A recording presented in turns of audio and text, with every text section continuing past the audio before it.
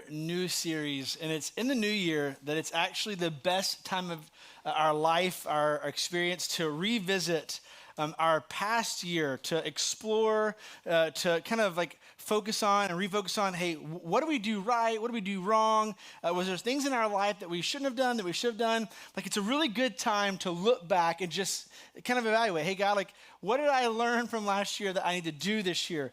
What did I do last year that I don't ever want to do again in this new year? It's just a really good time. And as I was preparing for this series, I was looking at phrases and quotes, and I just kind of like, I love where phrases come from.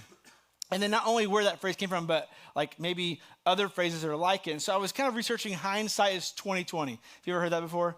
Hindsight is 2020. It's such a well thought out statement. It's so clear that when you look back, you're like, oh man, yeah, I shouldn't have. You just see better when you look back. Well, as I studied this phrase, where did it come from, original stuff, I found these other phrases that I'd never heard before. And in the first service, I felt a little off because everybody had heard of them except for me. But I saw this statement, and it said this: Monday morning quarterback. A few of you, it sounds like you've heard of it. And I read it, I'm like, oh my gosh, that makes so much sense. I mean, the best quarterback in the world is Monday morning. I mean, ESPN is famous because they're just looking back on all the mistakes. Well, if you would have done this, or if you should have done that, I was like, of course, you weren't playing the game. You didn't have a 300-pound, 7'2" hoss running at you. You know, like, you've done the same thing. You know, like, it's amazing. Monday morning quarterback has clarity because they're revisiting all that once was. Another statement was this: it's easy to be wise after the event. Oh man, you get statements like, what was I thinking after the event? After the experience, after the moment, you look back and you're like, oh man, now that makes sense. I wish I would have. It's easy to be wise after the event. Like, we look at these statements and we agree that they're all true. Like, I think if everyone in this room could agree that hindsight is 2020, that it's easy to be wise after the event. But the problem is we live in a world that's moving so fast, that it's at such a pace that we sometimes, or a lot of times, miss or skip opportunities to look back and see, hey, is there something that happened in my life that I got right or wrong? Is there something going on in my life that I should stop doing or should start doing? The pace is so fast that we don't stop and check to see, like, hey, what is there to be learned from this previous year? You know, as I talk about football just for a second, because I'm not a football connoisseur, like by no stretch of imagination. My son plays, and that's the extent of my knowledge. And I do watch some games occasionally. I don't lose sleep over it, but I watch it. But what I find most fascinating about the sport of football is not what we watch on Saturdays and Sundays or Friday nights. What I find most fascinating is that a coach is willing to spend mass quantities of time having his players watch their previous week's film.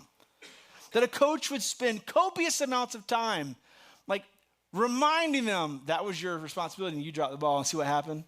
If you'd done this would happen. Hey, did you see what you did? You did that, and look, we were successful. They revisit what they did to learn from it, and I think that's brilliant. We don't see that necessarily on the screen, but we experience the work of that when we watch a game, when we watch a film, when we watch a sporting event.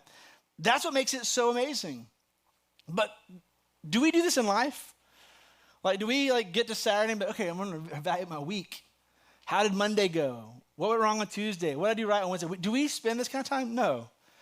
We don't revisit past circumstances. In fact, this past week, kind of preparing to get back in the rhythm of Sunday mornings and like the excitement of doing this, just so you know, like, this is like, I get giddy on Sunday mornings. Like, oh my gosh, it's Sunday, you know? And last week we were off, and it was awesome sleeping in the 9 o'clock. Like, man, that's really fun. But I was so excited, and this whole week I'm just kind of thinking through it and processing through it, and Eli and I, my oldest, were spending some time together, and we were actually coming here for just a couple hours, let me kind of prep. And we were driving on the road, and he hears a song on the radio, and he goes, Dad, I find it amazing. And this is a 13-year-old processing. It's brilliant. He says, I find it amazing, like, how fast new or popular songs die off. And I was like, oh gosh, this is a deep thought, Like, he's like, like, a song, you hear it, it's here, it's popular, we sing it, and the next thing you know, it's gone. It just disappears. And as we process, we kind of came to this realization, they don't die off. It's actually just the truth that something new came along. Those songs don't go away. You can still play them on any of your, popular, whatever the companies are called, Spotify, Apple Music, Amazon, or you can play it, YouTube it, you can still hear it. But it simply goes away because something new came along. And if we're not careful, like if we don't take the time to realize this, if we don't slow down and push pause on our life for a moment to look back, we will miss all that God has for us.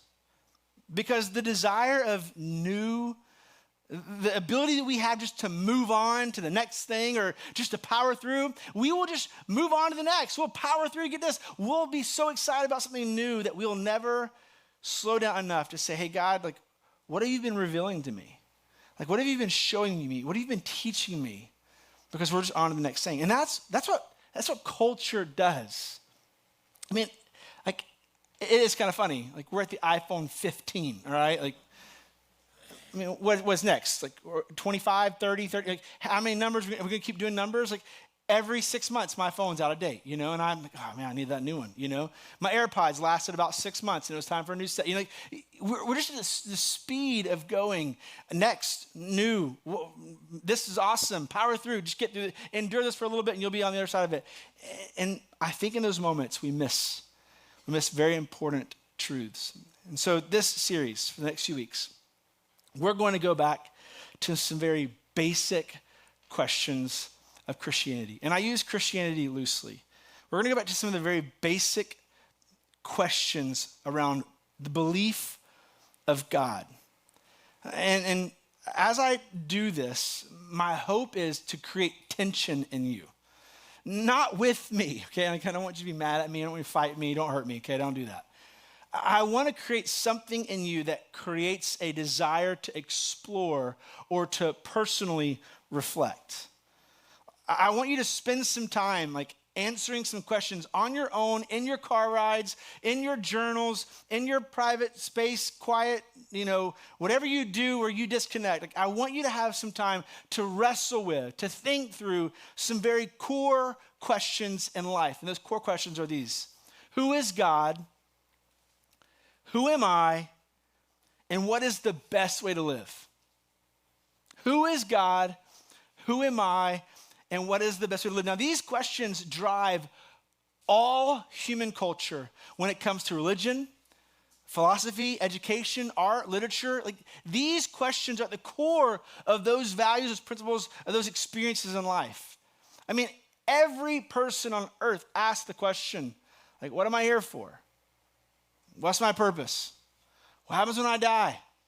Like, is this all that life is? Like, do I come back as something else? Like, what am I doing? Like, that's a core concept. It's a core question.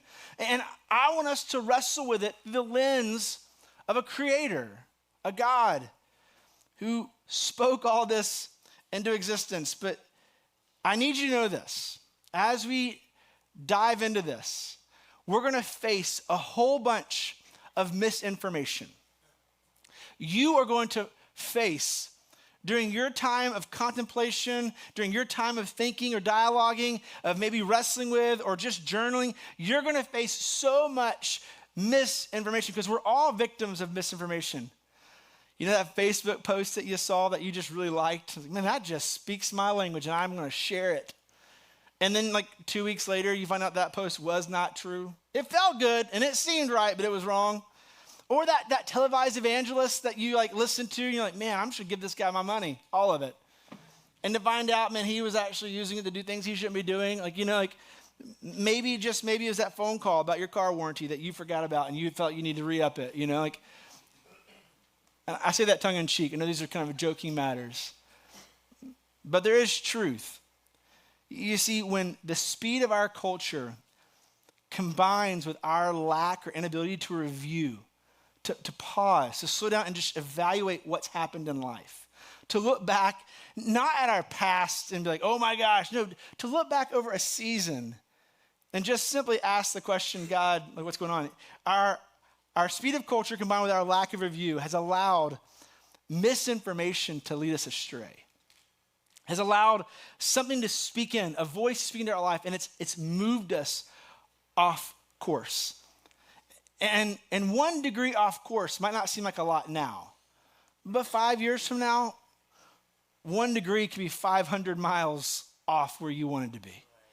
It could be a different place, a different space. I mean, so many things could happen by just being off.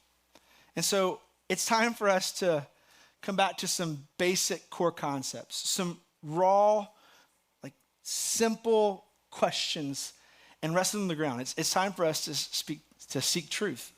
And so we're going to jump into, we're going to jump into the story of the first humans that lived, Adam and Eve.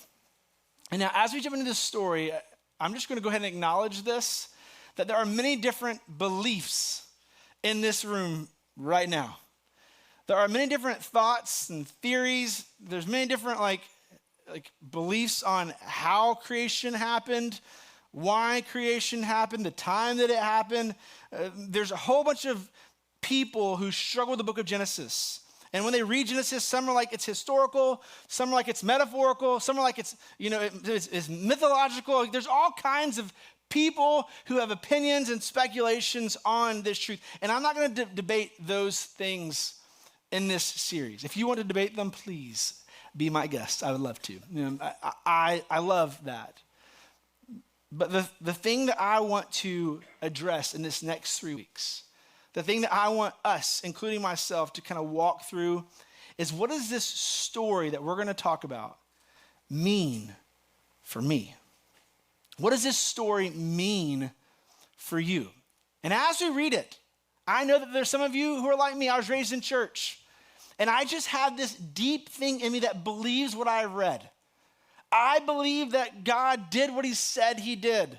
And there's some of you who are like, but he didn't, and I want to argue that. And that's fine, we'll argue it. Some of you believe that there was this time where all matter came together the size of a period on the page, and something fueled that explosion, and we had this big bang, and the earth is now here, and that organisms grew from cellular small pieces. And you might believe that, and that's great, okay? Like, I just need you to know that both of the ideas that I just presented, and that's only two of many, takes faith. It takes a faith to believe in something you cannot see, to trust something that's not necessarily physically present. And as we explore these core questions that all humanity faces, I just want you to ask, what does this story mean to me? You don't have to follow Jesus to ask that question. This story, what I believe to be history, can speak to your life. It can teach you something because it's about human existence, and you are a human. All right, so the book of Genesis, I will give you some understanding really quick. Was written to the nation of Israel by a guy named Moses after the nation was rescued from Egypt. I don't know, that felt funny coming out of my face. This book, Genesis, was written by a guy named Moses, and this story was told and captured after Egypt had been rescued under the lead of Pharaoh, a ruthless leader who used the nation of Israel to do all kinds of crazy stuff, okay? So that's who it's written to. Now, as Moses begins to kind of pen this book or share this story, I need you to know that he was not trying.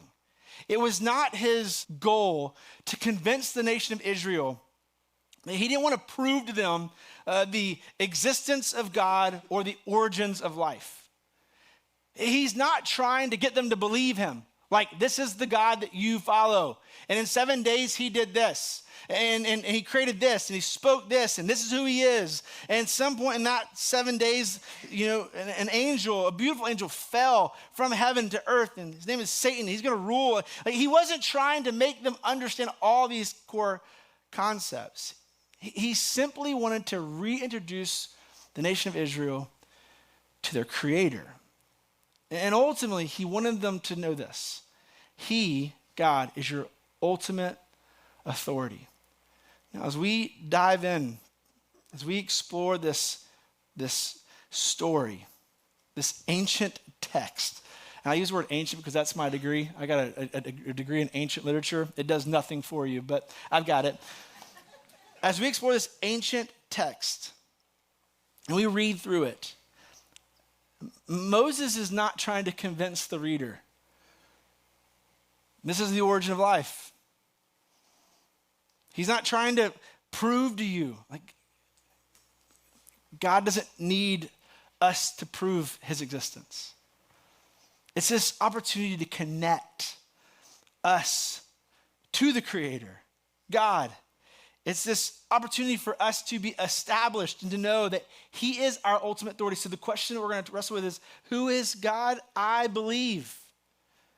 This church that you're participating in believes that he is the ultimate authority in life. But don't take my word for it. Let's read through some of the text. So after creation of Adam and Eve, God gives two directives. So if you know the story well, you're like, I get this. He gives two directives. He speaks to Adam and Eve. He says, listen, fill the earth and govern it. Some of your versions say multiply. Some of the, like, hey, listen, fill the earth and govern it. He gives them purpose and pleasure for life. God speaks into the people, into Adam and Eve. Listen, I'm going to give you your purpose and I'm going to create pleasure for the rest of your life. These two things he gives when he says, fill the earth and govern it. Like he wants to be very clear, this is what I have for you. This is what I've created for you. This is what I want for you. And then he gives them one don't. And we kind of get stuck on the don'ts sometimes. We don't hear the, wow, you get to. No, we hear the you don't get to.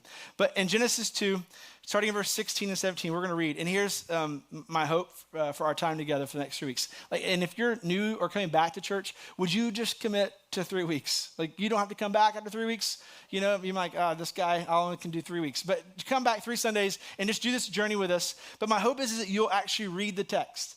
And so if you don't have a Bible, pull up the LifeBridge app. And on the very bottom, it says Bible. It's already in the New Living Translation, which is what I teach out of. Go to Genesis chapter 2, and you'll see Numbers, like 16, 17. You can just read along with us. If you have your Bible, bring it with you. If you don't have a Bible, we have some available at guest services. If you like, I don't know if you know this, but Bibles are stupid expensive. It's like a whole tree right here. But if you don't have a study Bible, let me know. I'd love to get you one. But nonetheless, we're going to read the text. Starting in Genesis 2. It says these words, and I skipped way far ahead. Genesis 2, 16, 17, the one don't. You may freely eat the fruit of every tree in the garden, except the tree of the knowledge of good and evil. If you eat its fruit, you are sure to die.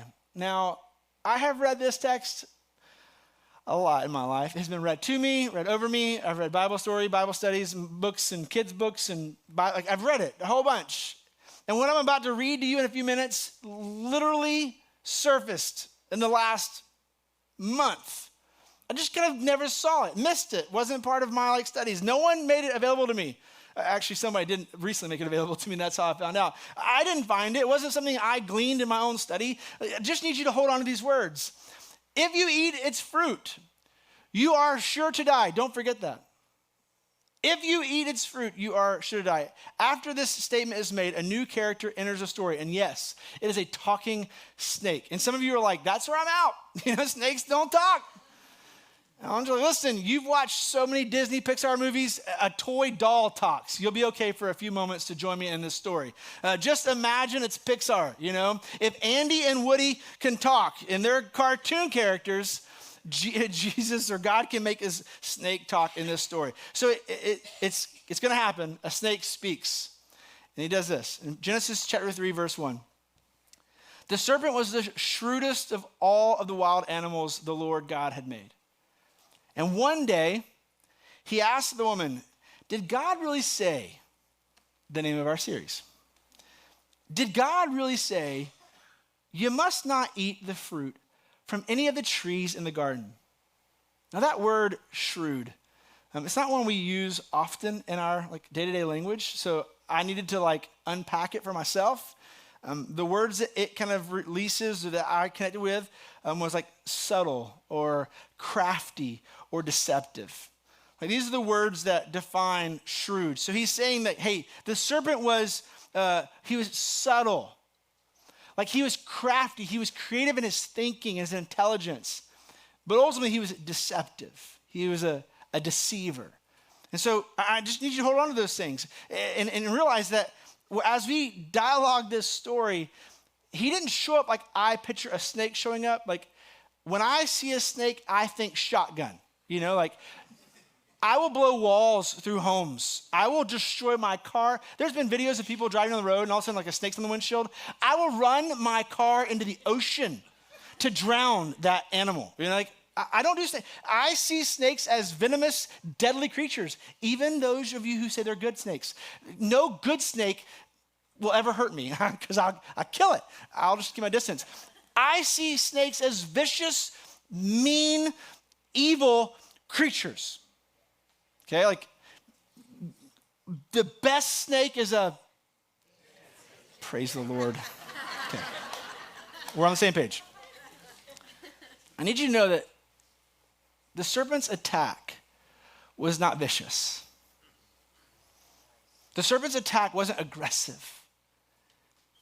It wasn't this moment where he rose up like a cobra, what I see, and spit and bit and stung and, made him venomous, and all of a sudden she's not thinking straight. No, he didn't do any of those things. It wasn't aggressive. It was subtle.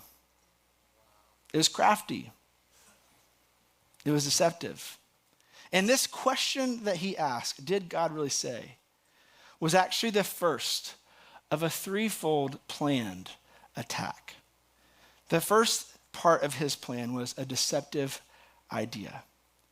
The deceptive idea that the serpent fed Eve, long before she would take a bite of the apple, was that maybe, just maybe, God could be wrong. Maybe, just maybe, you heard wrong. Maybe, just maybe, God's actually not telling you the truth. Did he really say that? Are you sure that's what you heard? Could he have misspoken? Could you have heard him wrong? Could he be telling you something other than the truth? A very simple question was a deceptive idea that she responds to. Genesis 3:2. Of course we may eat from the fruit of the trees in the garden, the woman replied. Verse 3. It's only the fruit from the trees in the middle of the garden that we are not allowed to eat. And she quotes, God said, you must not eat or even touch it. If you do, you will die. I need you to know that his subtle deception had already begun to work. Eve states something that's not true. And I've missed it for almost 40 years. God did not say, you must not eat or even touch it. No. God said, and I quote, you may not eat or accept the tree of the knowledge of good and evil.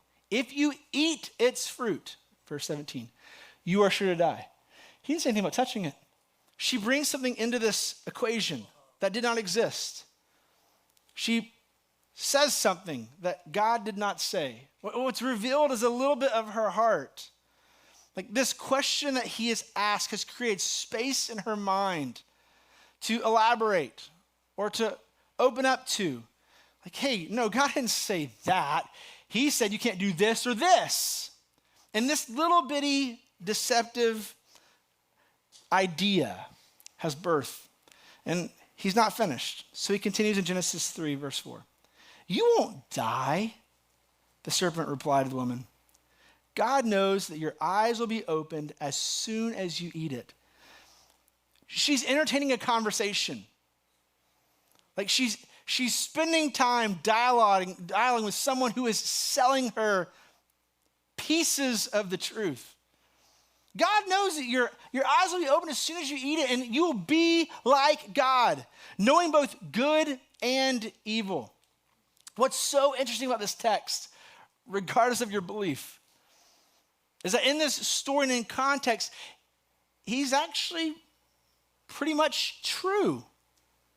Like he's telling her not a huge lie.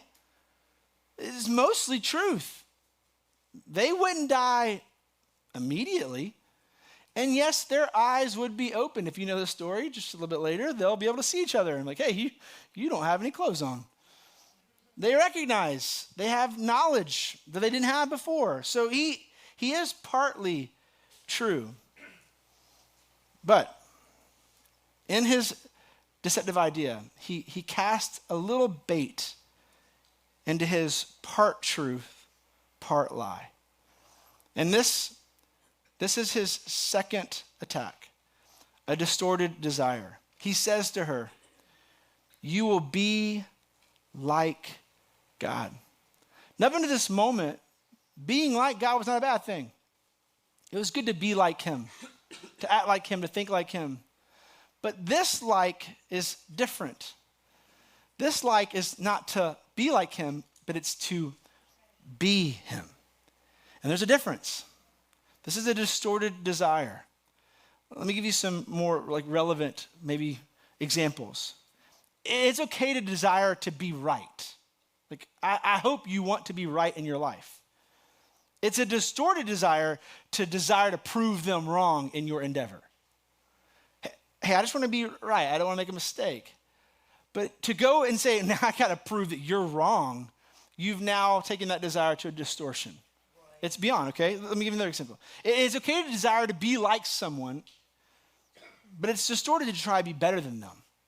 It's like, I mean, having a mentor or an example to follow is awesome. But when something in you says, but yeah, I want to one-up that. I want to be better than they ever was. I want my name to be the name, not their name. You've now leaned into a distorted desire. And the serpent's deception created space for her to question God. In that question, she began to wonder, is he holding out on us? Is he keeping something from us? Maybe something better? This distorted desire birthed in them a desire for power. Hey, from being like God in whom you follow to have the likeness of God and his power and his authority. This small switch led to a very destructive past, which we'll get to in a second. He's only done two things in one question. He's created a very deceptive idea. He's now birthing them this distorted desire for power, authority. And just stop for a second, if this is for your own evaluation. Have you ever had a moment where what you sought was power or authority? I think back to the days of elementary school where I wanted to be in charge of the kickball team. I wanted to rule and reign. I wanted to be I wanted people to follow me. I want to be in charge of this. I want control of this. I think through middle school and high school, I wanted power and control of my own. I wanted to do things that I said I could do. I'm going to drive my car as fast as I want to drive my car and go places I want to, because I'm now in me, deep within me, was this little hint, this little desire for power, authority. And it created a little bit of tension because I've got parents. And those parents are paying for this car and that insurance, and those things that I have. And so there's this tension between, well, who's really in control? I long for it, but they still kind of have it. And it created a little bit of a tension in me. This is what's happening. There's this distorted desire for power and authority. Hey, wait, it's not good enough to just like God. Now I want to be God. I want to be in control. I want to call the shots. I want to have all the power. This is the disordered desire. And so the story continues in Genesis 3:6. The woman was convinced. She saw that the tree was beautiful and its fruit looked delicious. And she wanted the wisdom it would give her. So she took some of the fruit and ate it. Then she gave some to her husband who was with her. He ate it too. This led to the third part and the final part of his well thought out, well planned, subtle, deceptive attack. And it led to destructive behavior, ultimately disobedience. And it came in the form of a desire for power and control. And I just need you to know this, spoiler alert, they eventually die. Ta-da, great story, right? That's it, we're done. I need you just to understand this one piece of these underlying this threefold attack. The greatest thing the enemy can do, the greatest thing the enemy did in this story was to cause Adam and Eve to question God's authority. More specifically, his authority on what is true. They questioned, is what he's speaking true? That if we eat this, we'll die? Or could he be holding out that if we eat this, we'll be like him, all powerful, all authority, like we could be in control of our own lives, our own will? They questioned, is he telling us the truth? And in that question, it birthed a space for them to doubt and ultimately led to a very destructive behavior. The moment they questioned his character, the moment they questioned his authority, they were destined for that. And so today's simple message, the question I want you to ask this week is, who is God? Now listen, some of you are like, I've been doing this forever. I know who God is. I believe all this to be true. Yep. Then let me go a little deeper than that. Who is your God? Okay?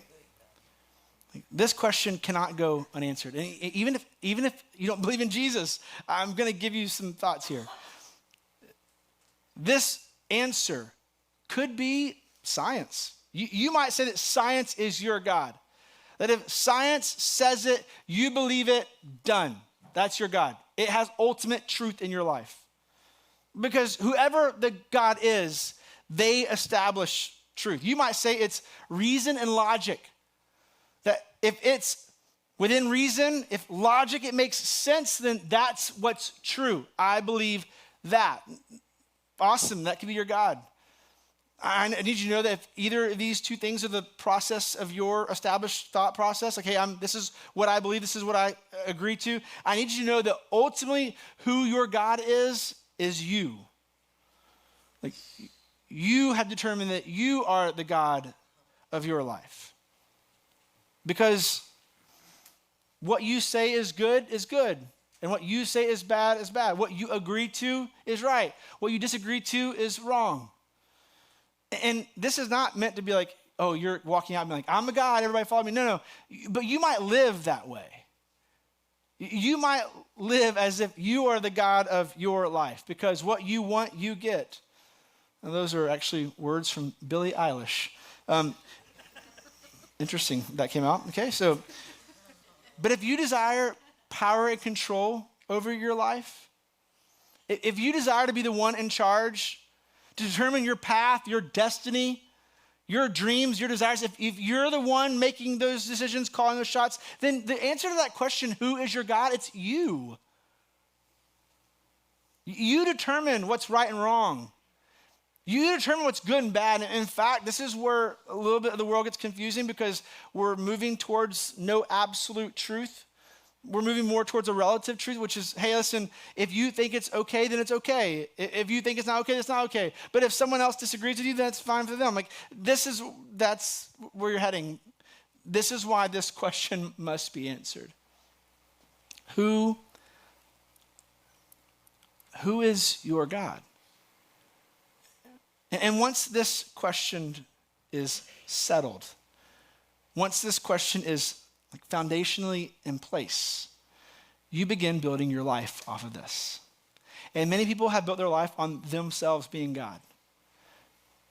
And in that situation, when things go bad, you've got nothing to trust to fall upon. You've destroyed yourself. Many people believe in science, but the problem with science is that science is still learning. What was true 100 plus years ago might not be true today. Let me just give you an example. Over 100 years ago, it was believed to be fact and truth that you could not fly. It was not possible. There was no potential for you to ever lift off the ground and fly.